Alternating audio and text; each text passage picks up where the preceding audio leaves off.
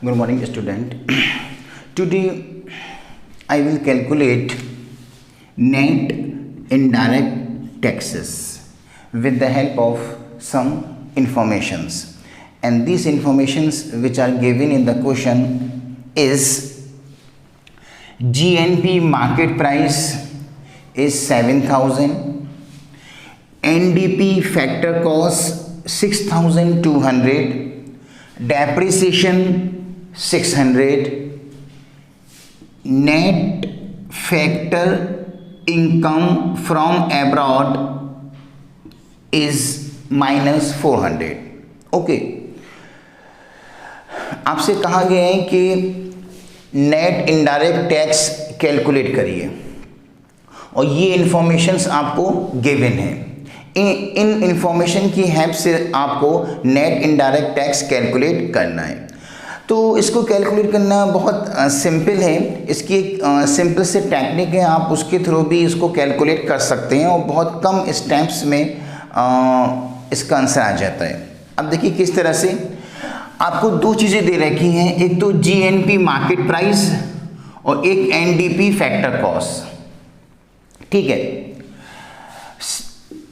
GNP market price आपने right hand side पर लिखी और एनडीपी फैक्टर कॉस्ट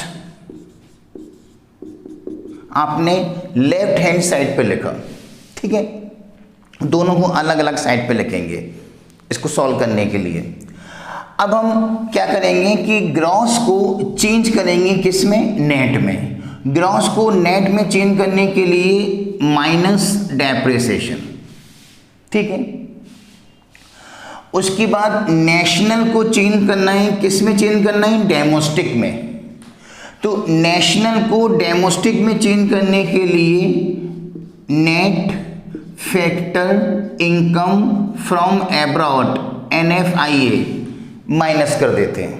ठीक है, नेशनल को डोमेस्टिक में चेंज करने के लिए NFIA माइनस कर देते हैं। NFIA means net factor income from abroad.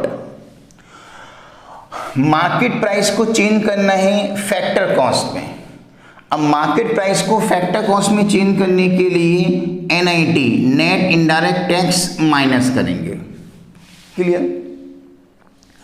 अब आप जो इनकी वैल्यू गिवन है वो आप इसमें लिख सकते हैं।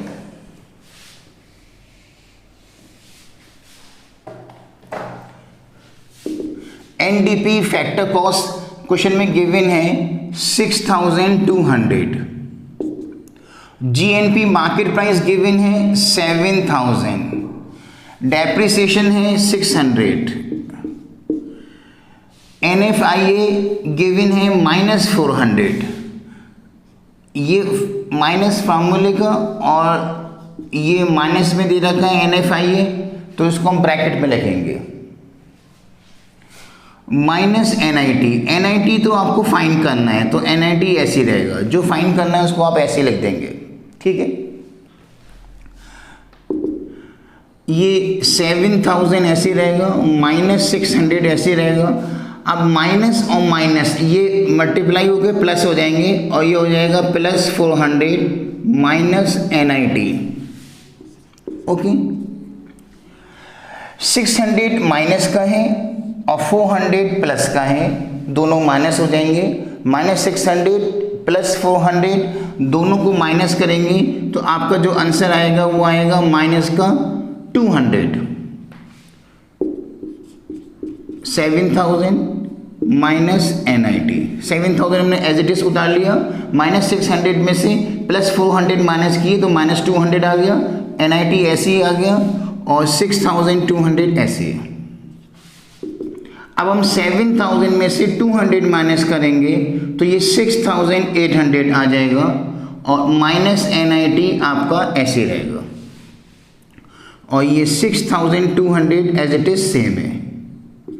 NIT या माइनस का है, ये राइट हैंड साइड पर है NIT।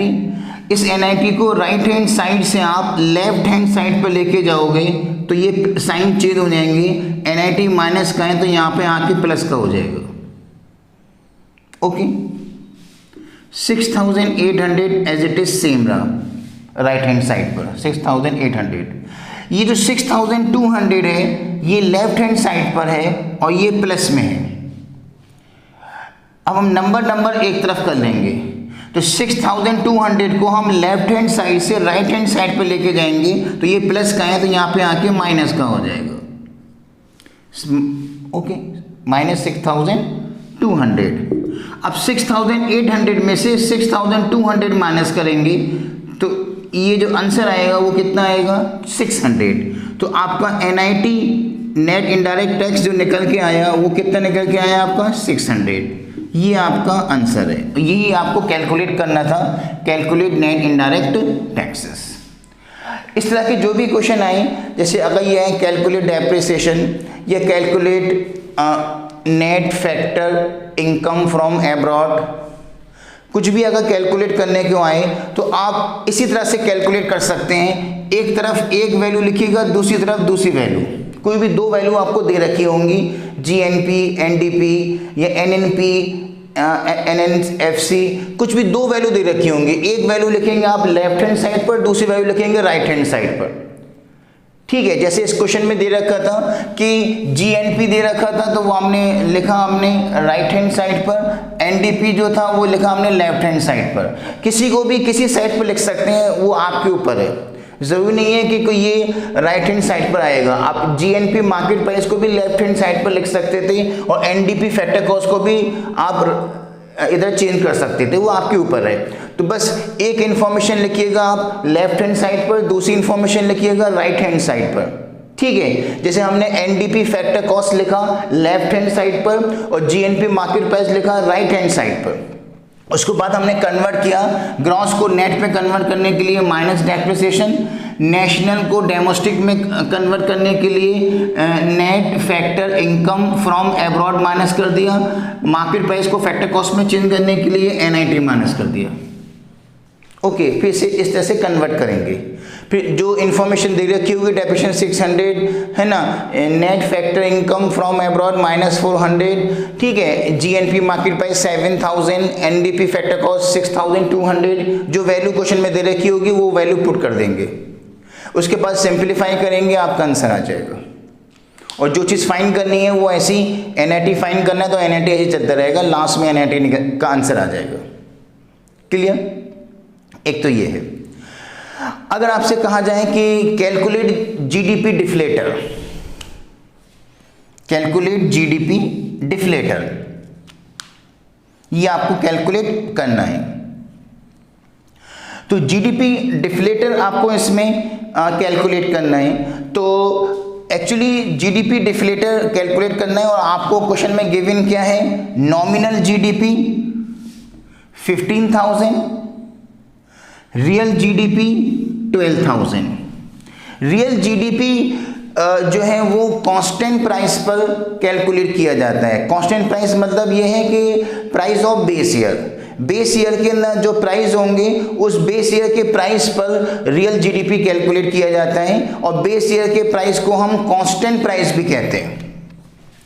जो बेस ईयर के प्राइस होते हैं उसको हम कांस्टेंट प्राइस भी कहते हैं। और कांस्टेंट प्राइस पर या बेस ईयर के प्राइस पर जो है वो रियल GDP कैलकुलेट किया जाता है। और जो नॉमिनल GDP है वो नॉमिनल GDP जो कैलकुलेट किया जाता है वो करंट ईयर के प्राइस पर कैलकुलेट किया जाता है। जो करंट ईयर अब चल रहा है 2020, तो इस करंट ईयर की प्राइस जो 2020 के अंदर जो गुड्स एंड सर्विसेज के प्राइस हैं वो करंट ईयर प्राइस कराएंगे। इस करंट ईयर के प्राइस पर जो है वो नॉमिनल GDP कैलकुलेट किया जाता है। So we calculate nominal GDP at the current price, we calculate real GDP at constant price और price of base year। Clear? ये मैं ऑलरेडी एक जो फर्स्ट वीडियो मैंने दी थी जिसमें GDP को डिफाइन किया था, उसमें रियल GDP को डिफाइन किया था, नॉमिनल GDP को उसमें मैंने डिफाइन किया था, GDP डिफ्लेटर को भी डिफाइन किया था फर्स्ट वीडियो में जब चैप्टर स्टार्ट किया था। ठीक है, अब मैं इसका एक क्वेश्चन करवा रहा हूँ कि GDP डिफ्लेटर आप कैसे कैलकुलेट करेंगे। GDP डिफ्लेटर अगर आपको कैलकुलेट करना है तो आप नॉमिनल GDP और रियल GDP की हेल्प से कैलकुलेट कर सकते हैं। ठीक है।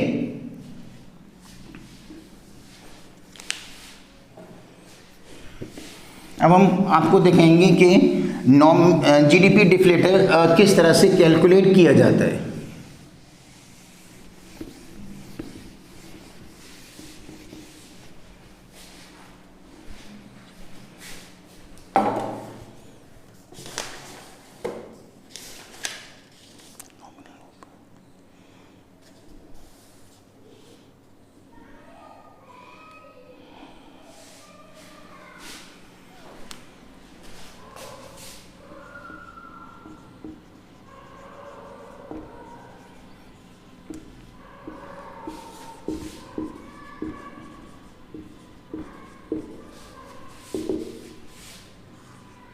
अगर आपको जीडीपी डिफ्लेटर कैलकुलेट करना है तो इसका फॉर्मूला है nominal GDP divide by real GDP.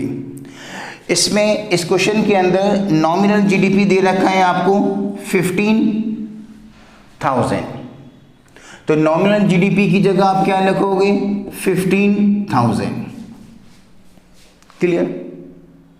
और जो रियल जीडीपी है वो दे रखा है आपको 12,000, तो रियल जीडीपी की जगह आप लिखेंगे 12,000। ठीक है, ये जीरो इसमें कैंसिल हो गए आपके। ठीक है, 15/12, 15/12 को हम रेशियो में भी लिख सकते हैं। 15/12 को हम 15:12 भी लिख सकते हैं। क्लियर। अब इसको अगर डिफाइन करें, what is GDP deflator? GDP deflator is the ratio, 15:12 is the ratio of nominal GDP and real GDP. GDP deflator जो है वो नॉमिनल जीडीपी और रियल जीडीपी का क्या है, वो रेशियो है।